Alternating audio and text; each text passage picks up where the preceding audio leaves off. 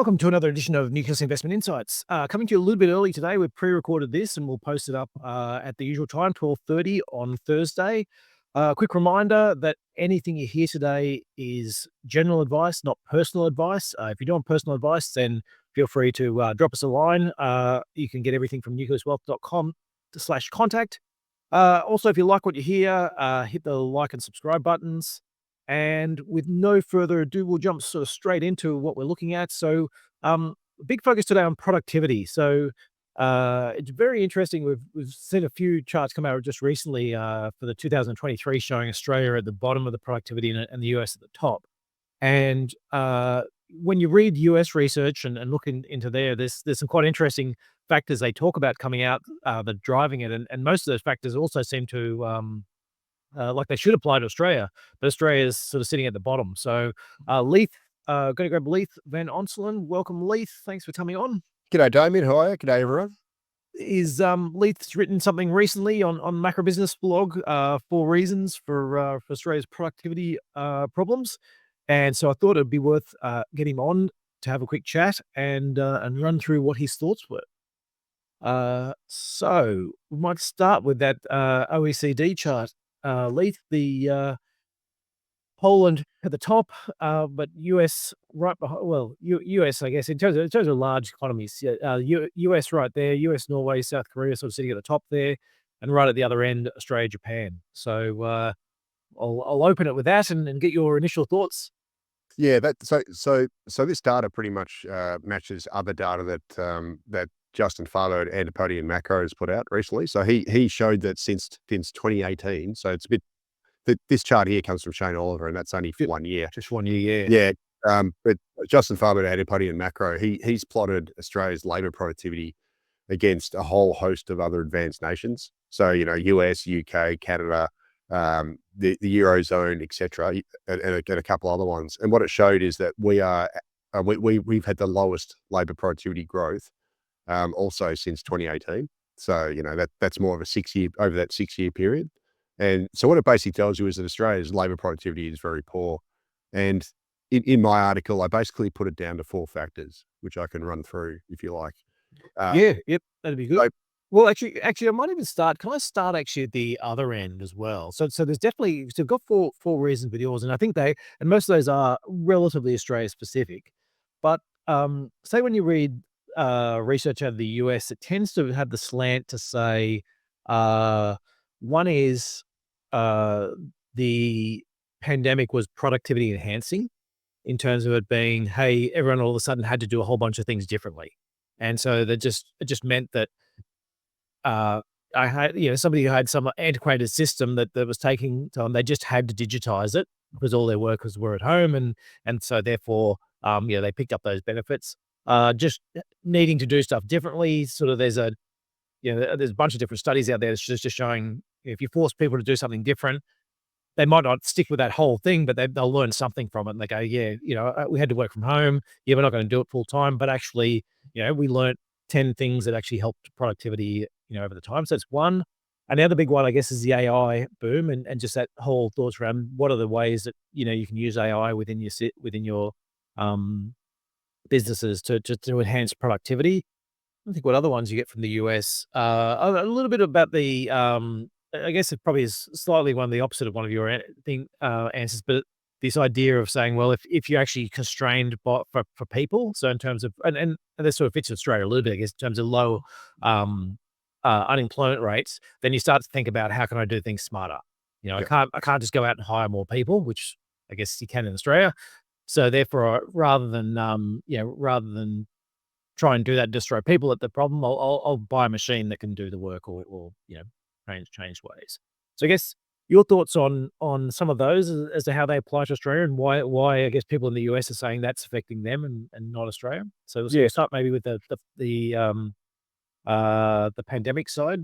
Yeah, well, so certainly that there was a productivity bubble, I guess, during the pandemic. We certainly saw that in Australia, where, and also some other nations too. So that chart I referred to by Justin Farlow actually plots in a time series Australia's productivity since going back a decade, really. And what it showed is that labour productivity did spike across a lot of economies, but especially in Australia. Yeah, but during the wasn't pandemic. that just because you took away a lot of people? Yes, yeah. Yeah. So basically, when we had lockdowns, Yeah. a lot of the low productivity services economy basically stopped, right? So Yeah. the labour that was remained, you know, if you take out the low productivity workers who are doing the, you know, the sort of low skilled services stuff, you're going to get a productivity spike. But Yeah. then as economies open back up, the productivity then fell again. And US also is the obviously a part is massive outlier. if you're a company and you run into problems, you go, okay, I'm going to get rid of my least productive workers first. Yeah, You know, I've just cut my earnings has just fallen by 10%. I'm going to cut whatever 10% of my workforce. I'm going to cut the ones that are the least productive, and I'll keep the ones that are the most productive. And so, yeah. yeah, And to your point, you made the comment about how you know, not having access to workers actually makes you more productive. Well, that's that's certainly true, because if you can't just, for example, you know, grab someone from overseas, mm, you know, migrant who you can pay lower incomes to, you're actually forced to innovate, and you're forced to invest in capital. You know, machinery, automation, that sort of thing, and then that boosts labour productivity. And although this yearly chart that from Shane Oliver doesn't show it, because it shows Japan near the bottom for 1 year, but Japan over a long period has basically overcome its aging population problem with automation, and it's kept them, you know, number one in the world on the economic complexity index, for example, because it's, you know, it's done capital deepening, whereas Australia's done capital shallowing, which I can get into if you yeah, want. yeah, yeah. Let's dig into those. Yeah, okay, yeah, that's probably a good start. Let's jump. I'll jump into this mining versus manufacturing chart. I guess that's probably the first place to start. Yeah, absolutely. So basically, I've put down Australia's productivity decline down to four factors. Now, you know, this is the four factors that I've picked out, which I've, you know, kind of thinking about the issue. And the first one was we obviously had the early 2000s, the commodity boom kicked off. And what that did was that actually raised Australia's real exchange rate. So it pushed the Australian dollar up for the roof. Some of you might remember that for a period there, you know, in the late 2000s, I think it was, Australia was, our dollar was worth more than the US dollar. And, and what they did was that it basically made Australian manufacturing less competitive and more expensive. So we got what economists call Dutch disease, whereby the real exchange rate rose. We became less competitive as a manufacturing nation because import competing manufacturers became cheaper, or we couldn't export overseas. And as a result, our manufacturing sector shrunk as a share of the economy. So, um, you know, Australia's manufacturing share in about 2000 was about 12%. It's now fallen to under 6%. And that's happened over a sort of 20-year period. Yeah, And and actually, just for anyone listening to the podcast, this is showing is it's got the manufacturing starting at sort of 15-16% back in the 70, 70s and ending up at 5%. And meanwhile, mining sort of headed the opposite direction, yep. starting at sort of 8 or 9% and heading up to 17 at the peak. But it's had quite a sharp decline in the recent ones, back to 13 at the moment. Yeah, so it kind of looks almost like a bit of a funny looking X. It's not a perfect X, but, you know, Yeah, manufacturing's gone downward, sloping down, mining's sloping up, but not perfectly. yeah, And the reason why this matters for productivity is that most of the productivity growth in advanced nations has come from manufacturing, because manufacturing is subject to global competition. It's also subject to, you know, using new technologies, very capital intensive. So generally speaking, you know, countries with high levels of manufacturing, higher proportions of manufacturing tend to have higher labour productivity. And because Australia's manufacturing sector's shrunk so much, and our manufacturing sector is now the lowest in the OECD at just over 5%. We've got the lowest manufacturing share. It's meant that we've pivoted towards services, which tend to be much lower productivity. And that's one of the reasons why Australia's productivity growth has been on, you know, sort of terminal decline. Added to that, the second factor, and this is kind of related to manufacturing at least, is that we've engineered stupidly really high energy prices in this country. So we used to have some of the cheapest energy prices in the world, you know, incredibly cheap gas and incredibly cheap electricity, and that made our manufacturing more competitive. You know, it gave us a competitive advantage in that area.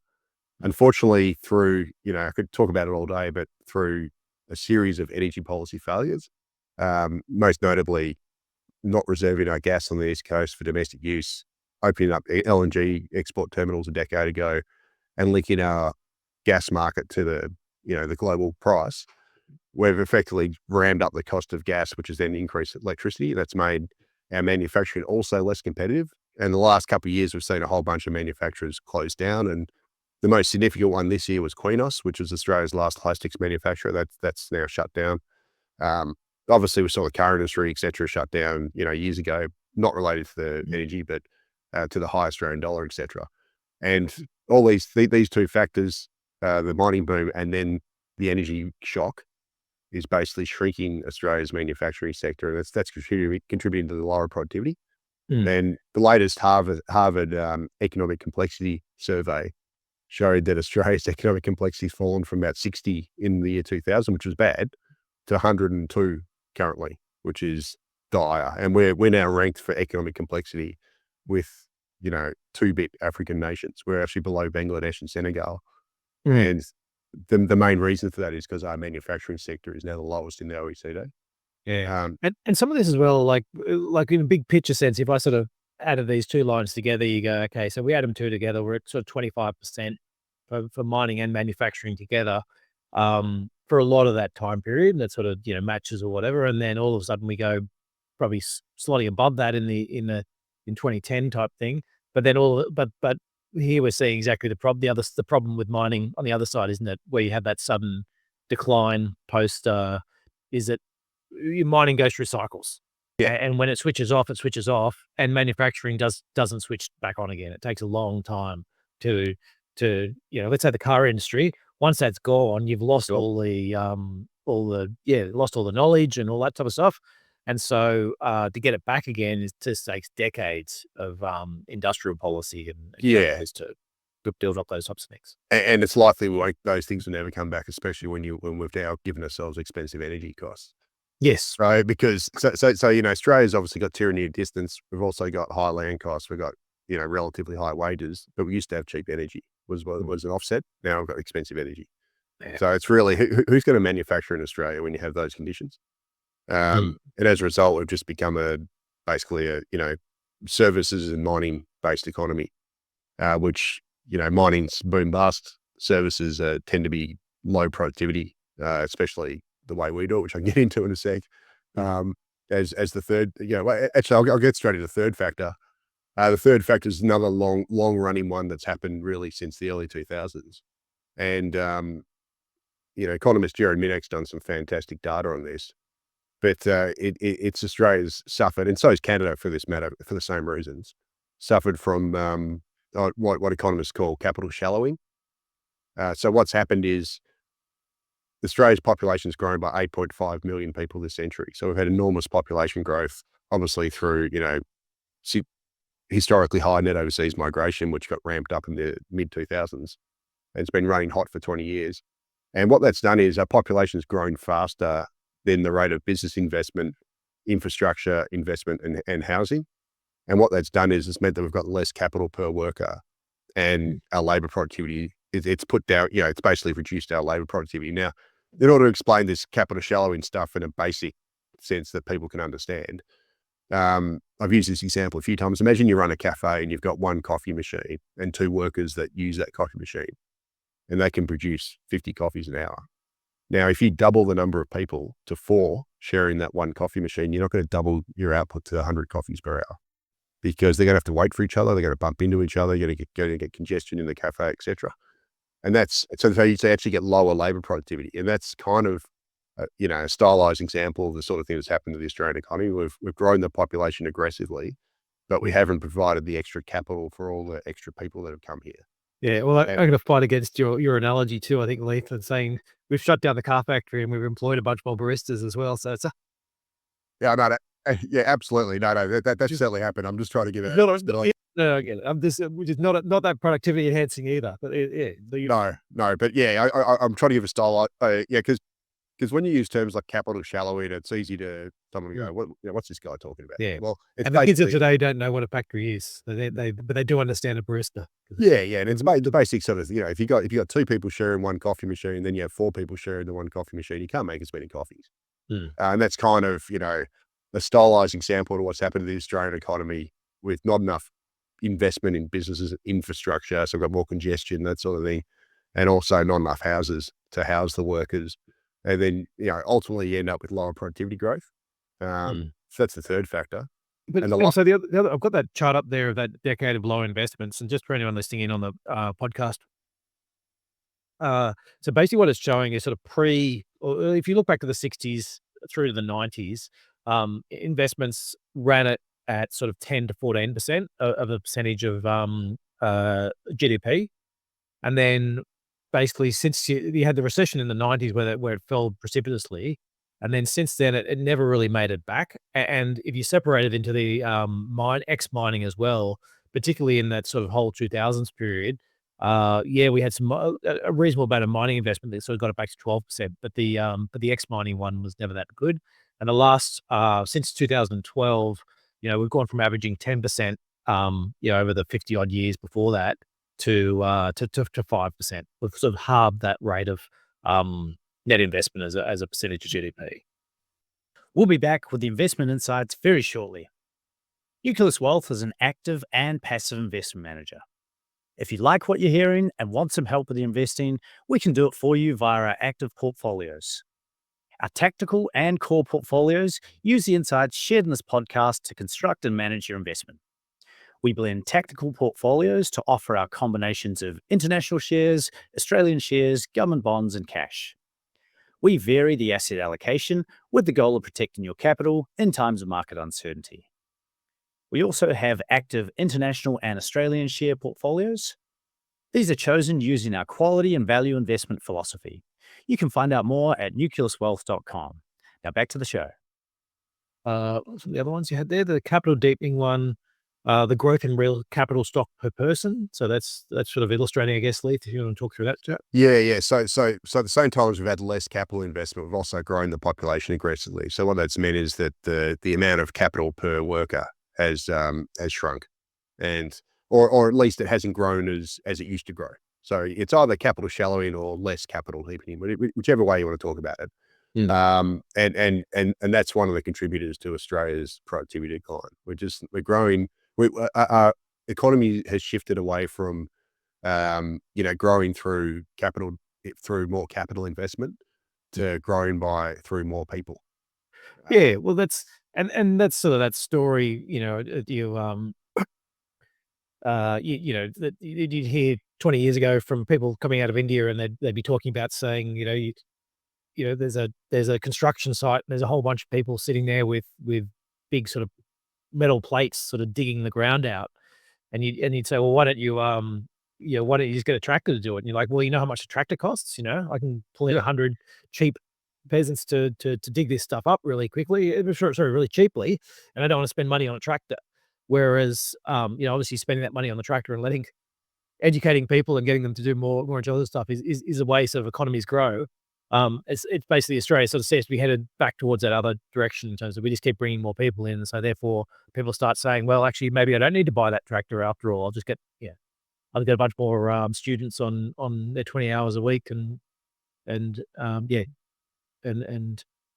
pay low rates for those.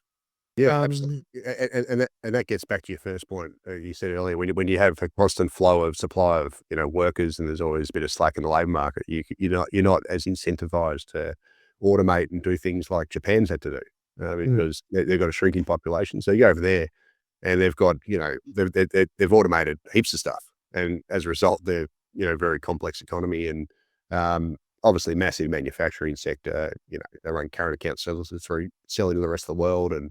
Very advanced economy, despite the fact that they got a shrinking population. Yeah.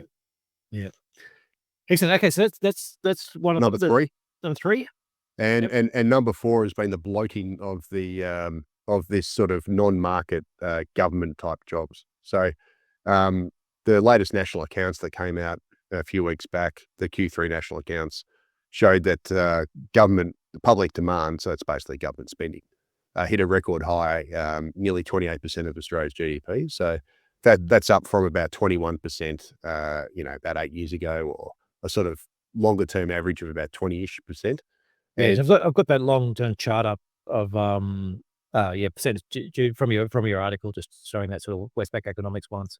Yeah. So ran at sort of 20 to for anyone listening in, ran at that sort of low 20s for from early 1970s up to 2016, and then it's just been a rocket ship since then, from 21% in 2015, 2016 to said almost 28% now. Yeah, and a lot of that extra government spending has actually gone to non-market jobs. So what a non-market job is, not just a public servant. So it's easy to think, oh, it's a public servant. It could also be private sector employees who are funded by government. So, for example, if you're an NDIS, private NDIS provider whose funding is dependent on government spending, includes that. So it's anything that's not in the market economy, not in the sort of private sector economy. And if you actually go back to it, basically the non-market sector and the market sector jobs grew in tandem up until about 2008 when they diverged. So since 2008, the non-market sector, so the government-aligned jobs, have grown by 82%. But the market sector, so that, like the private sector, jobs are only growing by about 20%. And so effectively, our economy has become a lot more dependent on public spending. And in recent years, it's those non-market jobs have absolutely ballooned. The last 2 years, for example, pretty much all the jobs growth in Australia has come from the non-market economy. And a lot of that relates to the NDIS. So the NDIS is up until now has grown by about 20% per annum since 2015. It's worth about nearly 50 billion a year in spending, and it's projected to grow to nearly 100 billion in a decade. And those NDIS type jobs, it's created a jobs boom in sort of caring jobs, and those have added to these non-market jobs. And the problem with it is that these non-market jobs have historically been very low productivity. So in this chart pack, we've got a chart that was done by Justin Farber, at Antibody and Macro, and it shows that Australia's total labour productivity is tracking at 2016 levels, but in the non-market sector, which, as I've said, it was dominated jobs growth, 80% growth since 2008, labour productivity is actually tracking at the same level it was 2 decades ago. So we've had zero growth in the non-market sector labour productivity for 20 years. And that's basically dragged down Australia's labour productivity growth because our labour market has been so skewed so heavily towards this non-market sector. Yeah, and I just want to highlight as well, we're certainly not denigrating NDIS in terms of being valuable contribution to Australian society. It's more just saying the way it's been set up is just a magnet for scammers and people who want to just overcharge, and there's just nowhere near enough checks and balances for something with that size. And I guess I just want to do a quick comparison with the energy sector. Like we had this monopolistic energy sector that was all government run, and then we set up these boards. We privatized it all, set up all these boards in order to outsource and sell off all our poles and wires and all that type of stuff like that. And like clockwork, every 5 years, all of a sudden we realize, hey, we've been ripped off for the last 5 years, and they go and put a bunch more rules in. And then the market participants are very efficient, and they manage to work around those rules, and then they do the same thing again. And that's basically what's happened in the NDIS, in my view. Except the problem with the NDIS is, at least in the energy sector, there's 5 or 6 big players, and you know who they are, and you've got a board and you can regulate them. In the NDIS, there's hundreds of thousands of people provided services, and it's just impossible very difficult to try and regulate that. And it's sort of like keeps coming back to that question: is why do you want this? Why do you want the public sector? Why do you want the private sector to do this? Because they're more efficient. It's like, well, are they more efficient at providing the services, or are they more efficient just at taking money from publics? Yeah. Anyway. We'll be back again shortly. If you like what you're hearing but want a low-cost passive option, Nucleus Wealth is the first to offer passive direct indexing in Australia. The first generation of passive investing was index funds. The next gen was ETFs. Now direct indexing is here with significantly more customization and control. The benefit of direct indexing is you can add or subtract investment themes, and we have almost 100 different options to choose from. For example, you could buy an international share direct index portfolio that excludes fossil fuels and arms manufacturers and has a tilt towards cybersecurity and cloud computing. Alternatively, you could buy a portfolio with no screens and an extra exposure to nuclear power and defense contractors. You can find out more at nucleuswealth.com. Now back to the show. Yeah. I rent. No, mate, you're 100% right. And just on that energy sector thing, it's not just the fact that we've privatized everything and we've gotten worse outcomes, but it's also, when it was publicly owned, they never had to spend on advertising and things like that to try and, Yeah. to try and compete with each other for your business. Now we're wasting money on advertising. Yeah. So like, if you're an AGL or whatever, they spend a lot of money on advertising now. And it's the same electrons. Yeah, exactly. It's the same electrons. Or you get it from AGL. It doesn't actually doesn't affect where my energy actually comes from. It comes from the sun power plant. Pure waste. It's just Yeah, it's pure overhead. So we've got that sort of stuff as well. So unfortunately, the economy has become more reliant on public spending, and as well as the immigration thing, which has helped create the capital shallowing stuff. Yeah, but had this massive boom of these non-market jobs, which is just, I'd argue it's crowded out the market sector, the private sector. And that chart I was talking about whereby the non-market government jobs have had zero productivity growth in 20 years. Well, the market sector's actually had pretty decent productivity growth in the last 20 years. So as the economy's pivoted away, 30% up or something like that. Yeah, that's right. Yeah. It's up by about 30%. The non-market sector's had 0% productivity growth. If the economy keeps pivoting towards this non-market sector and that becomes a bigger share of the economy, well, then we're going to get less productivity growth going forward. And it's just going to end up being a, drag on the aggregate economy. And so those are sort of the four factors that I've plucked out for Australia. And I think there's certainly, I guess for anyone sort of listening in who's still a bit, is this a bit esoteric and does it matter or whatever? I think that some of the key parts in terms of the way we see economies grow, and I guess I'll throw this back to you in a second, Leith, for your thoughts on this. But I think it's Paul Krugman quote saying, in the short run, it's productivity doesn't make that much difference, but in the long run, it makes all the difference. So, over a 10, 20-year period, if you're not getting productivity growth, then you will definitely be falling behind other countries, and you'll be losing out on economic growth and all those types of things. And so, Leith, just your thoughts around sort of labor productivity and how it actually fits for a company's profitabilities and the profitability of Australia as a whole. Yeah. So, I mean, as you said, it's absolutely fundamental. Basically, productivity is just doing more with what you've got, effectively. So, instead of working, 8 hours a day for X, you can work 6 hours a day. It gives you 2 hours to do other stuff, or you can work 8 and still work 8, but get more out of your 8 hours. So it's absolutely fundamental. You can't really have rising living standards without productivity over the long run. It's basically been the bedrock of how the modern economies have grown for hundreds of years, really. And it's relied on not just doing things better, but also obviously new technologies, investment in new machines, all that sort of stuff. But unfortunately, Australia, we've kind of fallen behind in a lot of those areas, and the structure of the economy, unfortunately, since the mining boom and through all these other factors, has become less complicated, unfortunately, and it's become less advanced, and that's why we've fallen down the complexity rankings. Those Harvard complexity rankings rank 150 nations, and we were 60 out of 150 at the turn of the century, which wasn't flash, but it was okay, I guess. It was in the second third, but at the very best of the second third. Now we're in the bottom third. And we're up there with all the sort of African nations that most people have never heard of for economic complexity. And a lot of that's because our manufacturing shrunk, unfortunately, to almost nothing. And I'd say, do we really want to be a nation where we don't build anything anymore? I'm not. We're never going to be building Boeing jumbo jets or anything like that here, but we can't even manufacture our own tin cans to put our canned fruit and vegetables in anymore. We've gotten to a stage now where Nestle and a few other food makers are now saying that they're looking to leave Australia because the energy costs are too high and it's too expensive.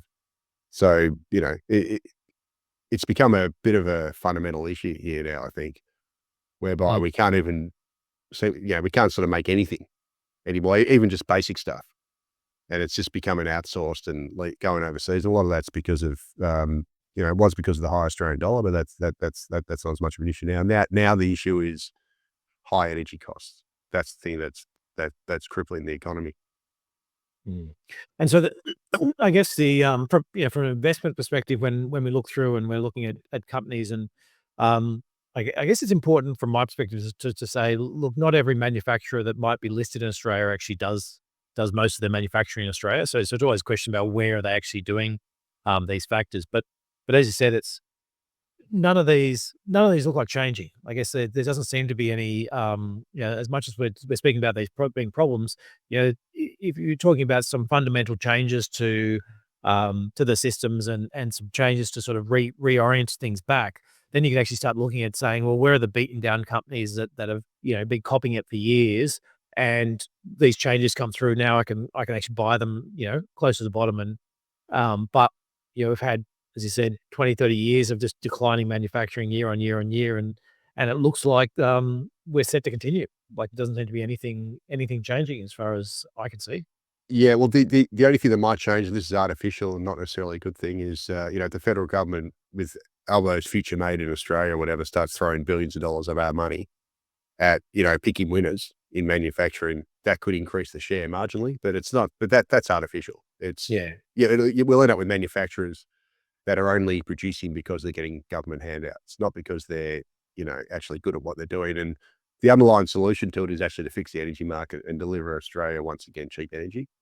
And then you can then the manufacturers, manufacturing should expand off its own accord, because Australia would suddenly become, a cost-effective place to manufacture if we had dirt cheap energy, but or a more cost-effective place, I should say, not necessarily the most cost-effective. But unfortunately, we've given ourselves neither. We've got expensive land, relatively expensive labor, and also uber expensive energy now. So it's really a crossing every box.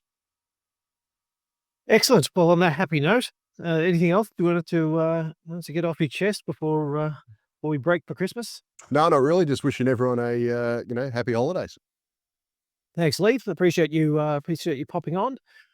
Just a quick reminder, we're on every Thursday at 12:30. If you've got any questions, pop them in the chat. And if you've got already suggestions for new shows, we're going to do another pre-record next week, which will be around Christmas. And what we're talking there, we've got myself and Dave on talking about some of the potential major issues for 2025 and what we should be watching.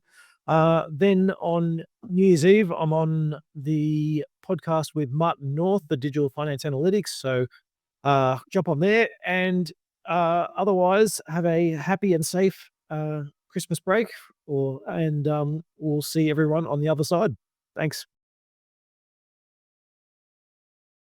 Nucleus Wealth, personalized portfolios for engaged investors.